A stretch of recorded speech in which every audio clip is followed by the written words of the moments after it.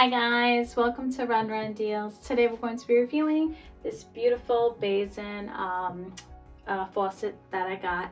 It's a great faucet. I love it. I installed it here in my bathroom. It's perfect. It comes with everything.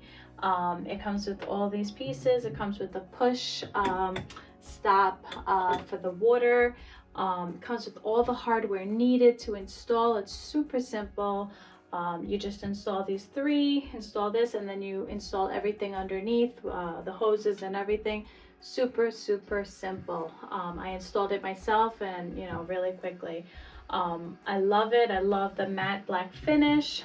It's got hot and cold stamped on here, but it also has the red and the blue on the sides. Works amazing. It looks nice and modern, but farmhouse look too, and it's nice and high, so I love that. I've had others and the water splashes everywhere. With this one, you can open it and the water just goes straight down, so no more splashing, so I love it. And as you can see, that's the hot and the cold. So super simple, open and close, really simple. I love it.